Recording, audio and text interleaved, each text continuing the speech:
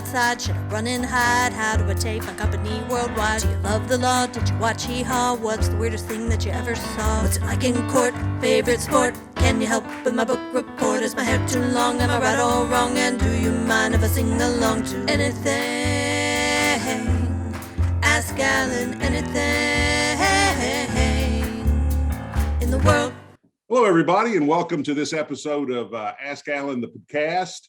My name is Alan Crone. I'm the CEO of the Crone Law Firm, and we have a special guest with us today. I'm really excited to talk with Karin Conroy, who is the founder of Conroy Creative Counsel, and she does legal marketing and digital marketing for law firms. Karin, thank you very much for coming on the podcast. Well, thanks for inviting me. I'm excited to be here and talk with you today. All right. And I understand you're out in California.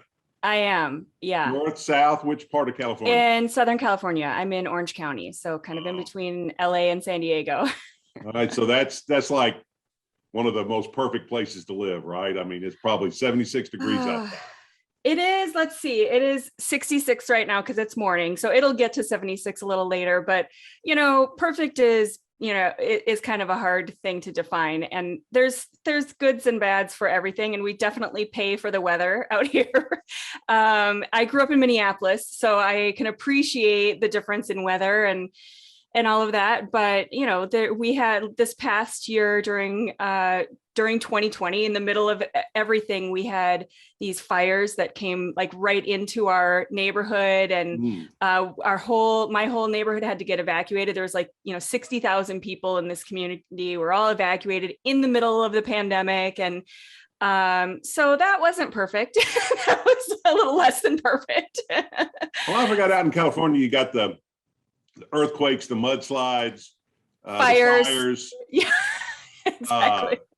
At one point you had Charlie Manson running around. So exactly. Riots. We have, we've got all kinds of things. We've got all people, people make it more interesting. People make it less than perfect for sure. I tell you, I think I'd trade all of that for 76 and low humidity. Oh, yeah, I hear you. And, but growing up in Minneapolis, we go back and my family is all still there. We go back a couple times a year. And there are plenty of moments where it's like, there is a lot more to life than weather. And, being around family and, being in a place that kind of speaks to you and whatever is a little more important than some weather, I think sometimes. I'm not complaining. It's definitely nice here in February and we appreciate that. But at the same time, there's trade-offs. That's right. I mean, it's just right now we're taping this in August and I'm in Memphis and it's about 175 degrees, in the shade. And that's before you add in the humidity. So right. But it's been a long time since we had a mudslide here. So right. Yeah. We're a fire coming down, barreling down your street. And that's crazy. I mean, how close to your house did the fire get? A couple blocks. Wow. So it was, and where my exact house is kind of down at the end of a cul-de-sac. And so first of all, I mean, the firemen here are, in every community, there are these, rescue expert people. So depending on where you live, like where I grew up in Minneapolis, the experts were the snow removal people. Like they were amazing out at 3 a.m, clearing the roads. Here it's the firemen. So we have fire stations everywhere. And so where I am, it's kind of foothill area and there's lots of canyons. And so that's where the fires go. They just kind of barrel straight through because there's lots of ammunition for the fires. It gets very dry and hot in the late summer, early fall. And then we get these Santa Ana winds. So then one little power line goes down and the fires go crazy. And they do these back burns so that you can see this line of fire that's coming maybe 6 feet from people's houses. It's amazing the things these firemen are able to do. There wasn't a single property lost, definitely no injuries, no loss of life, nothing. Like it was just amazing to see, these massive I want to say there are, hundreds of feet tall fires that create their own weather pattern, and not a single house is lost. I mean, it's just amazing. Well, it over the last few years, all of the professions or jobs that every kid wants to have become so important, right? I mean, exactly. Firemen, policemen, doctors, nurses. Yep. Yeah. I could go on, even things that those basic childhood jobs that you heard about on Sesame Street and whatnot are just so important. I mean, they're so important. It's so true. And I'm glad people want to grow up and do those things. Absolutely. I saw a good quote the other day on the internet that said, in the last 18 months, we've decided that 50% of our world can probably work from home, and the other 50% should be paid a lot more. And those people who can't work from home and who don't have the easy luxuries of work that you and I have, that where we're putting our lives on the line for people, they should be paid so much more. That we should be valuing them, not just with our little sign saying thank you and everything, but in actual financial, monetary ways. I agree. Yeah. Well, the one of many jobs that very few people want to be when they're little is legal marketing consultant. You don't see that job on Sesame Street. You don't see that job on Mr. Rogers. Yeah. How did a nice person from Minneapolis get into the legal marketing business? Yeah, that's a good question. I'll never forget, when I was in 11th grade in chemistry, my teacher said to me, 90% of you will have jobs that don't even exist yet. And I thought, 90%, come on, and this is, not to date myself, but I was in high school before the internet. So he was so right. There was so many things that we couldn't even fathom at the time. And so, it's interesting because when we all go through high school and college, we're being taught things that are outdated. And, marketing is similar. When we're talking about it, by the time we're talking and writing and books come out, a lot of this stuff is outdated. So it's not something that in high school, for sure, for me and my generation, that I necessarily planned for. But I started out, out of college, I started out in the travel industry. I just wanted to kind of, decompress and spend a few years traveling around. And then I was living in this beach town here in Orange County, and I typed super fast because I worked for an airline, and I was in this internet cafe and typing, because at the time we didn't have phones that actually had emails and stuff on them. We had to go to internet cafes and send emails to our friends that way. And so the guy who was running the cafe, he's like, I have got so much work and I just need I need help typing this content into some of these websites. Do you mind coming in and just kind of helping me out with this? And it really started from there. And, after I got to know him for a while, he's like, well, I've got all this different stuff. Is there anything about this that's interesting to you that you would want to learn and come in and help me out with? And I'm like, this sounds amazing. This sounds, like a totally cool thing. And this was the beginning of the internet. We were still building websites. First of all, websites, to even call them the same thing now versus then it's almost not appropriate, because it was such a different thing. The approach to websites, the approach to the internet, totally different kind of stuff. But it was cool. It was like the beginning of the internet, and I was sitting in this little beach cafe and kind of making websites. And then from there, I did two different things. I went and got a design degree from UCI, University of California, Irvine. And then I also went back and got an MBA. So I have these two sides of my brain that I kind of use to approach everything. And, both on the creative side, but then very analytically trying to figure out, how, first of all, design is not art. And so how to analytically solve problems through design. All right. So why the legal industry? So yeah, that wasn't actually the end of the story. So I shouldn't have stopped there. But so then I ended up getting this job with Century 21. And so I worked my way up there as the director of marketing at Century 21, worked with real estate agents for a long time. And then we went through the first recession. Remember it well. So about that same time, I was starting my MBA, going back to grad school, and doing a lot of websites on the side, because everyone I knew that I had worked at this internet cafe and I knew how to do websites. So at that time, a lot of people I knew were losing their jobs and needed to start their websites and whatever, including some people who I knew that were attorneys. And so I did some websites just kind of on the side. And the short version of that story is it just went completely bananas from there. And I realized, especially as I was going through grad school, that it was a great industry. First of all, some of the people, I didn't want to do like e-commerce sites. I didn't want to work for actual retail people. Those are really complicated and super expensive and high risk for those businesses too. So it just ended up being a great little avenue for me. And it checked all the boxes of everything I was learning in grad school about how to build a business and how to find your people and really kind of create solutions for a very narrow, and it's not even that narrow. I mean, the legal industry is a massive, huge industry, but at the time it felt like I was kind of narrowing down. Right. So how do you like working with lawyers? That is a loaded question. It has been, years. So I, originally started my own business in 08, 09. So it's been a good 12, 13 years.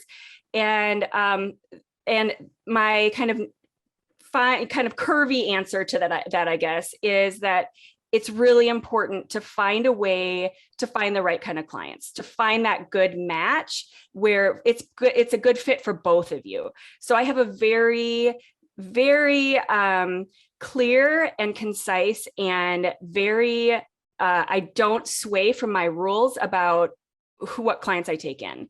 And I'm very professional about it. So as I go through kind of my initial inquiry phase, like, is it, are you a right fit for me? But also, am I a right fit for you?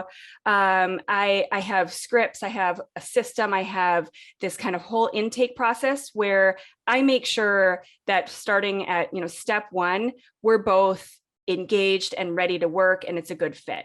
So, and the reason for that is because of all of the years of finding those not right fit clients that kind of go under the, when you ask how it is working with lawyers, there's years and years of that not being a pleasant experience that I have learned the hard way.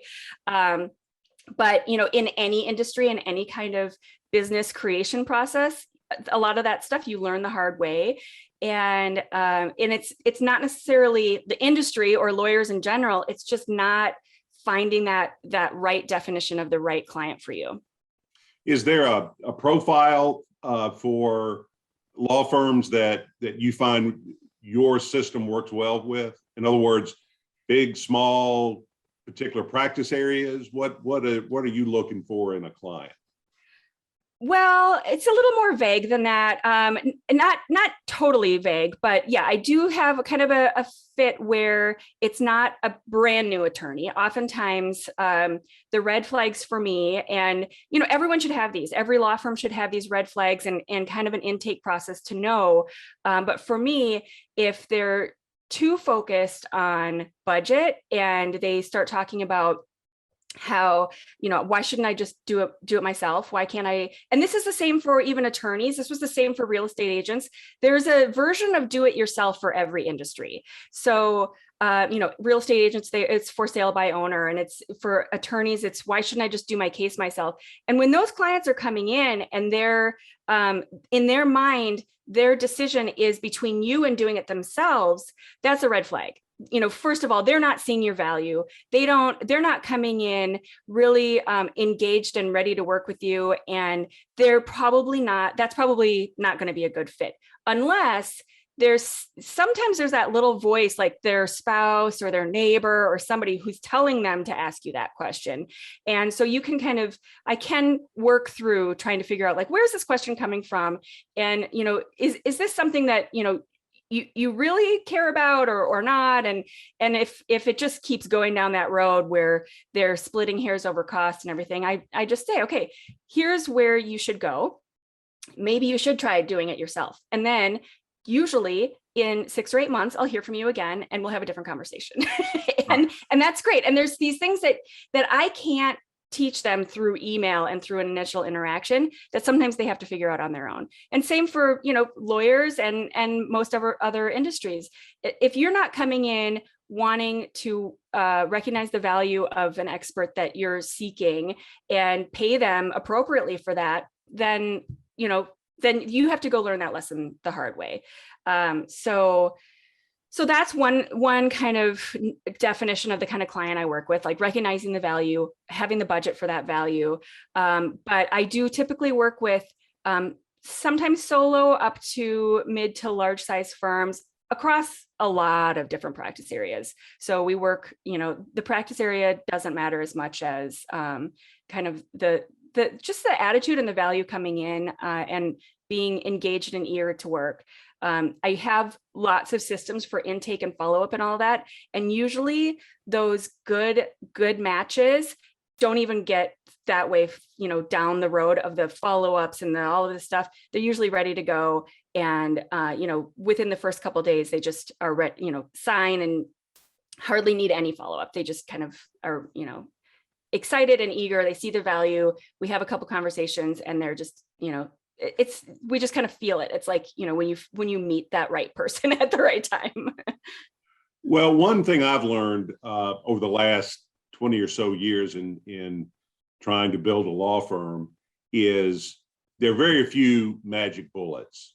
And I think lawyers, maybe more so than any other demographic, I think as a group, we're so disconnected from business. Yes. Unless you got a hybrid degree or something. I was a liberal arts major. I was told there would be no math. I think it's really tough for lawyers to surrender themselves to the fact that what you do is a long con. Yes. You're not looking for a golden results ticket in 3 weeks, 30 days, 90 days. Talk a little bit about how you advise lawyers to look at the project that you're starting out with them on in digital marketing. Well, usually I kind of work it backwards. I mean, if there was a golden ticket and there was this quick answer, everyone would be doing it, and they would have no value, right? So everyone would just pay the $9.95 and show up and do the same thing. But then for your audience, it would have no value either.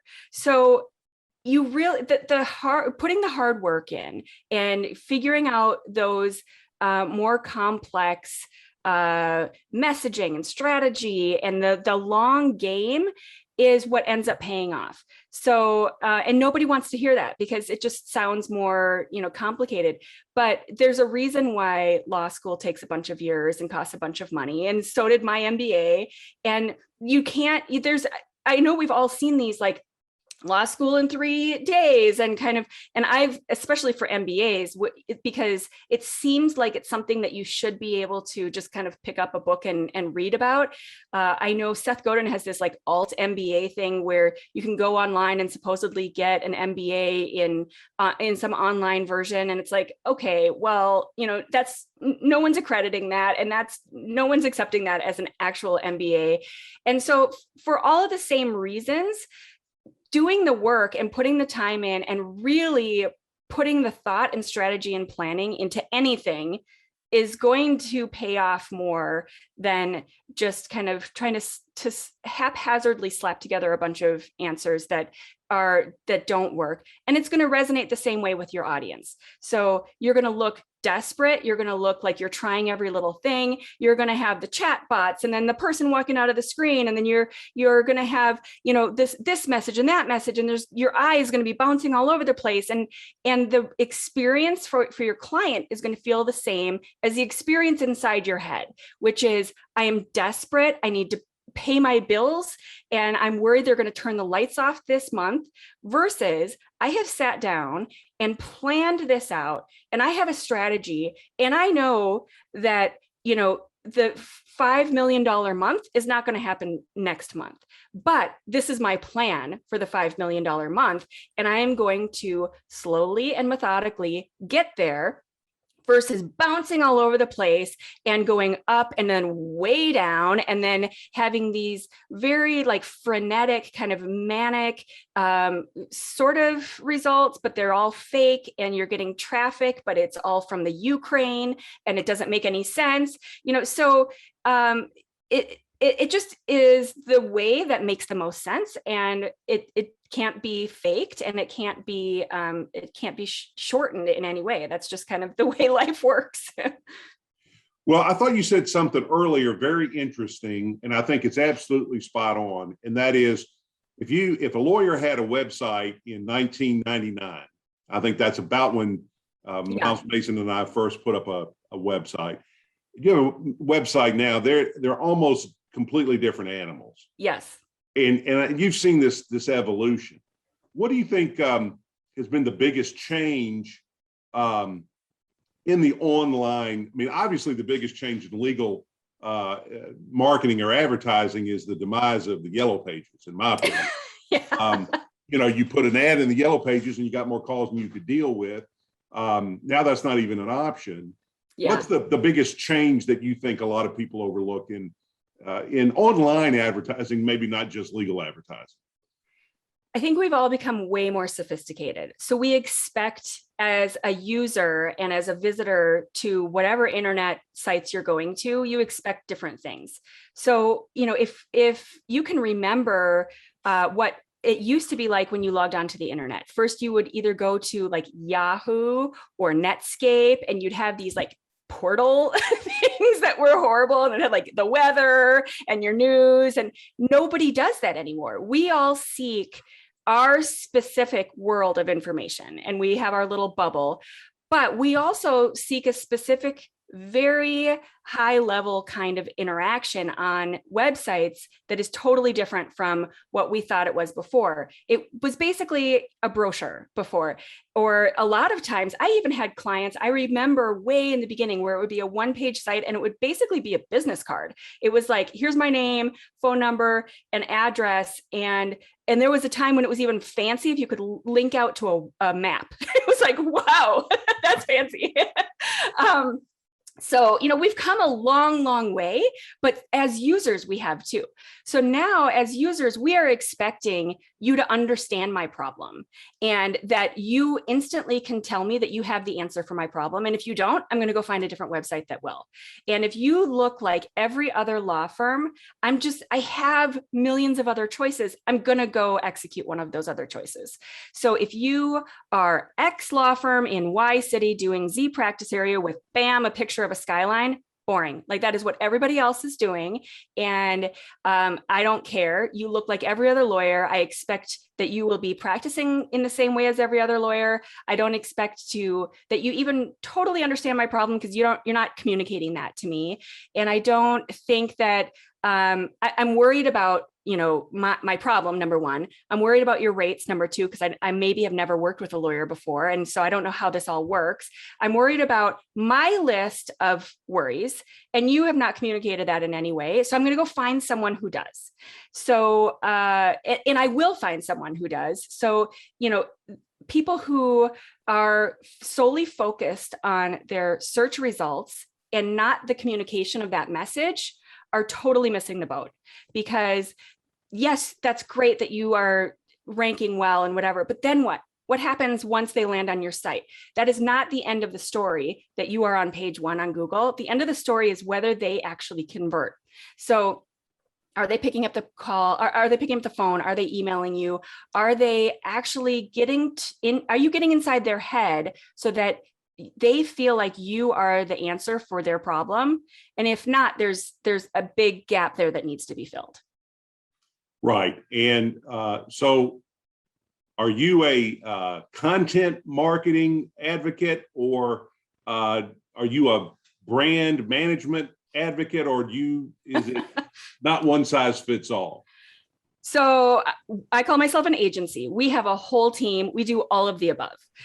We start with strategy. So that goes back to the MBA and the plan and the entire marketing plan. So this is where the difference between hiring someone like me, who has both an MBA and a design background, is going to be different from hiring a firm, and I saw this in the last recession a lot, where there's all these attorneys who are like, you know what looks like fun?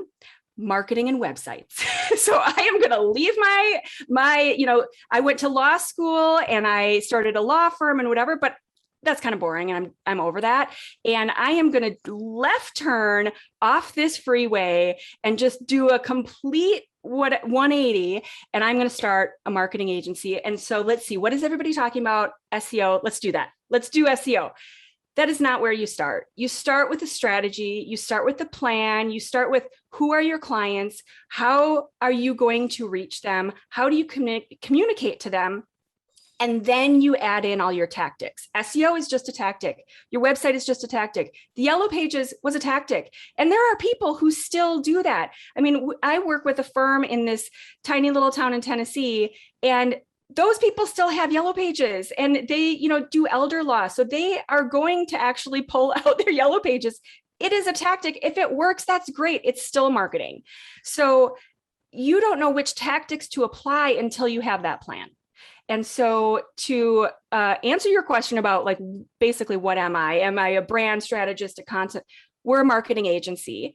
And then we apply the appropriate strategy for whatever works for that firm. So we do all the research. We figure out who their clients are, where they are, how we're going to speak to them, what the positioning of that firm is going to be in order to achieve what they define their goals are.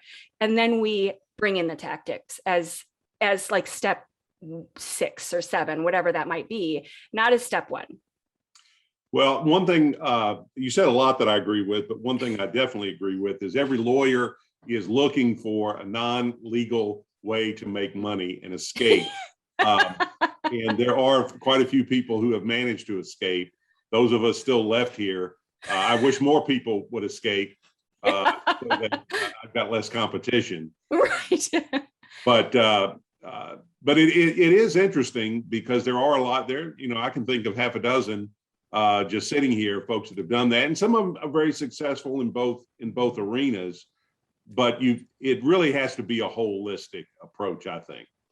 It does, and there are some successful, but for every one person who made it out and did it, there's probably at least 100 that tried it out and then crawled back on their knees to some other law firm, and they're in the comfort of their little cubicle getting some kind of nice little package that includes benefits. And so starting a business and starting a law firm is not for everyone. You really have to have super thick skin. You have to have a strong backbone, and you have to be able to weather the storm of the ups and downs and figuring all this stuff out. And it's not for everyone. But when you figure it out, and when you are able to put all those pieces together, find the right path to get to meet whatever your goals are, it's so completely satisfying. And it's so different than, for me, working in a corporate environment was never going to be my long game. Like that's just does not align with my personality in any way. It's just, it was miserable. So for me, this has been, the right path. If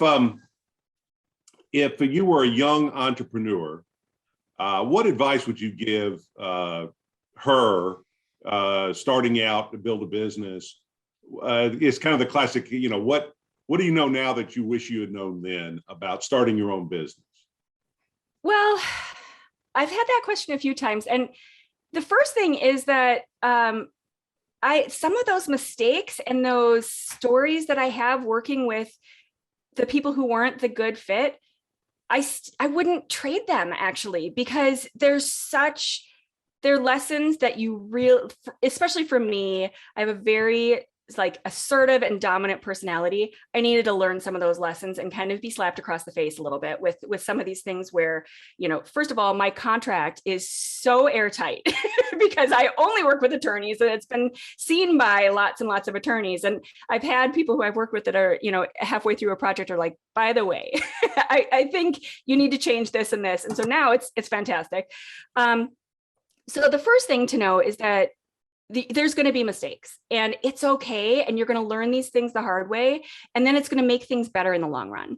And the main thing is that when there are those mistakes, to be graceful about it and to fix it and to not make it a bigger mistake. So figure out how to come to some kind of agreement or whatever the case might be in a way that it does not create more of a disaster. It's website and marketing projects, they're elaborate, multi-month projects. There's so many steps, and there's even in projects that go well, there's oftentimes a place where, it's not quite right. And we're still working through it. And both sides have to have that kind of mutual understanding of, okay, we're going to get there. We're not there yet, and we're working on it. And, this is not the finished product, but let's figure out what this is that's not working. And let's work on it together without getting upset and taking things personal and all of that. So that's the kind of disclaimer. Like, there are problems, things go wrong, and, kind of work through that, and it's okay. And that's part of the process.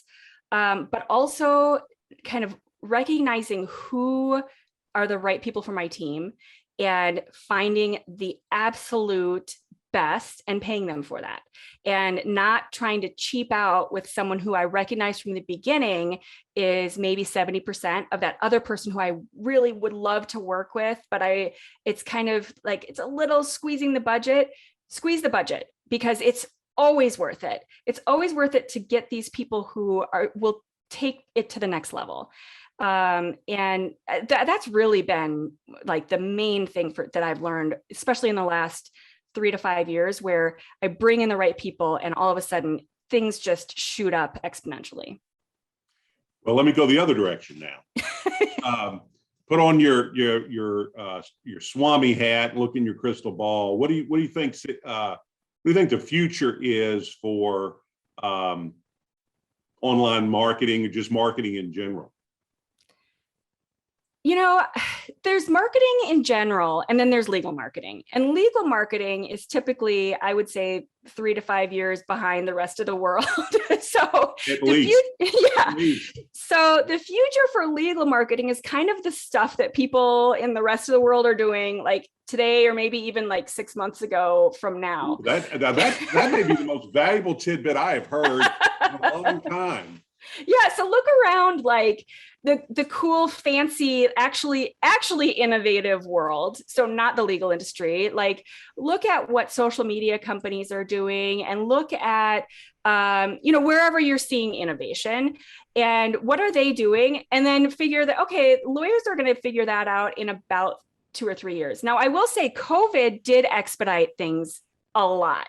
So I participated in the Clio Cloud Conference last fall. And this was right in, it was in the fall. So it was right in the middle of COVID.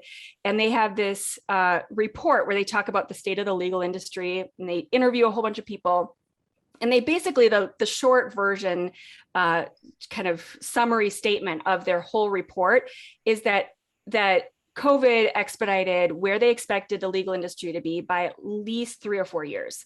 So this idea of like having Zoom meetings with your clients and things like that, that was never going to happen last year. That was maybe going to happen in the next couple of years, maybe. But depending on where you are, like in Memphis, that was maybe going to happen like in the next 10 years.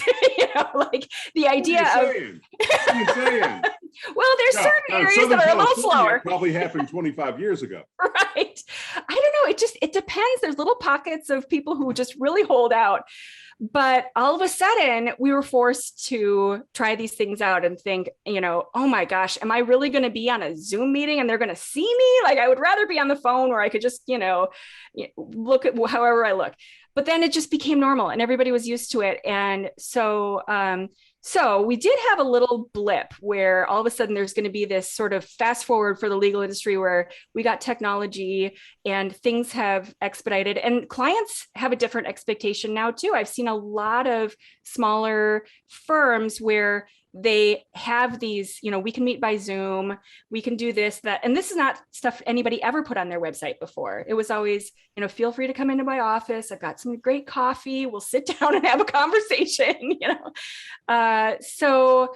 So I guess the short answer about where things are going, first of all, it depends on where you are in the country and kind of what's happening in, whatever pocket you're in. But, all the things that happened during COVID I think that's where the future is, where we don't necessarily have to sit in person with your lawyer to get things done.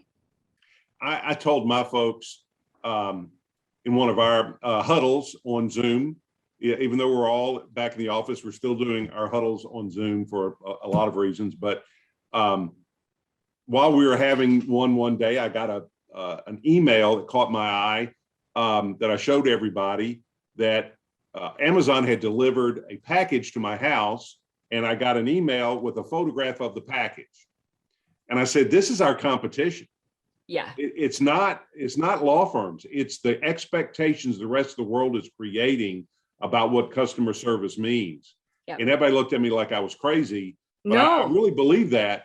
The lawyer, you're talking about a profession that had to ask the United States Supreme Court for permission to advertise. That's how innovative we are. But it's going to be interesting to see what happens to the profession over the next 10 years. Because we are at best a 19th century institution. Yeah. And anyway, it's going to be interesting. But I'm glad that we have folks like you to lead us through the deep dark forest of digital advertising in the early stages of it. And that's the other thing is we all think technology is mature. It's basically a teenager. It's definitely not. And it's very moody, like kind of bounces from one mood to the next. But I think the image of leading through the deep, dark forest, especially for lawyers, is a good one because, your job is to be risk averse. Your job is to protect your clients and to stay away from the scary things that might be popping out from. So let's just avoid it. Let's put some horse blinders on and then just go straight through. But the lawyers who I see, especially the younger ones who are kind of setting a different path and kind of forging through and not so in such a fearful way, are the ones that are going to long-term really kind of change things for the better. All the people who are looking at kind of the flat fee things, the subscription plans, depending on your practice area, who these people are that are doing different innovative things. And those things are going to be different based on, what kind of work you do. But, there will be those people who decide not to lead with such fear. Right. Well, and looking at my watch here, it looks like we've just about run out of time. I really enjoyed the conversation. Me too. Karin, I appreciate your time and your willingness to be so candid about your industry and my industry. Yeah, absolutely. We'll have to do it again sometime. Absolutely. Thanks so much. I enjoyed it too. Well, thank you. And I want to thank everybody for listening and watching. And if you enjoyed this podcast, and why wouldn't you? I got the best nugget I have gotten in a long time. This business about look around what people are doing now. That's what the law is going to be doing in 5 years. That's a great idea. So if you enjoyed this, please share us on social media, email it to a friend or whatever, anyone who you think might benefit from it. And so Karin is going to go help more lawyers get the word out about their practice, and I'm going to go get a little justice. So thank you all very much, and I'll see you next time on Ask Alan, the podcast.